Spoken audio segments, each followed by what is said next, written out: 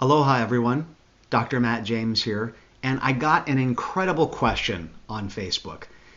Why study personal growth?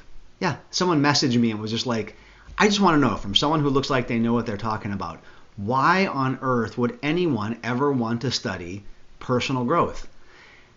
And it got me thinking, like, okay, what is the benefit of studying personal growth? This is a legitimate question. I don't think the person was being a smartass. I don't think the person was being intentionally, rude or anything. I really feel like the question went to a specific, what benefit am I going to get from this?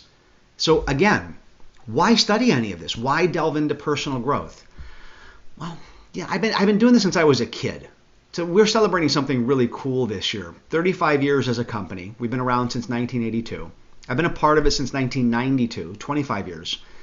Started running it 20 years ago, teaching around the same time too. So I've been in this field for a long time. And as a doctor of psychology, I can look at the results of people who delve into understanding who they are, better communication, improved emotional intelligence, connection with energy, you name it, versus people who don't do it. And that's kind of the path that a lot of people might go down in answering this question. I just want to answer it from an even simpler perspective and just keep it really to the point. In life, part of the path is getting to know you, getting to know what's important to you, getting to know what you like, what you don't like.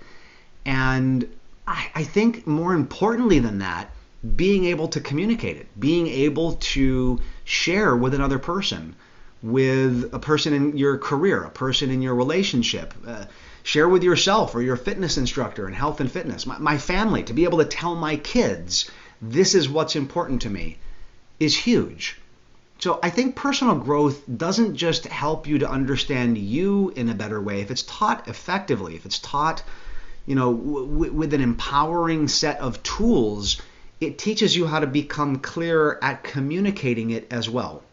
I think 20th century, maybe even 19th century, was this renaissance of the mind, of learning how to become more effective with our thoughts and harness the power of the conscious mind.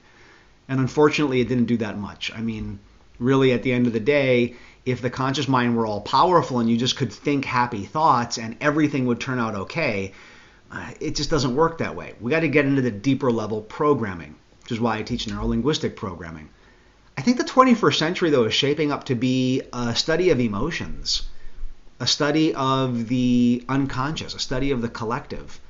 So many books and articles that I've read recently are about successful individuals have improved emotional intelligence, that in relationships, that communication is important, and being empathetic and in touch with your emotions and being able to share that with another person and being able to accept and hear their emotions and learn how to navigate that whole emotional concept, I think that's shaping up to be a big part of the 21st century.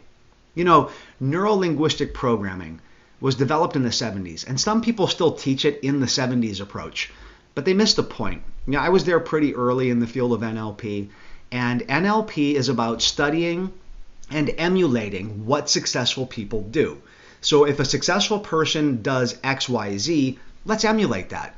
So 70s NLP is old stuff. New NLP, 21st century NLP, which is what we teach at the Empowerment Partnership, is an integrative approach.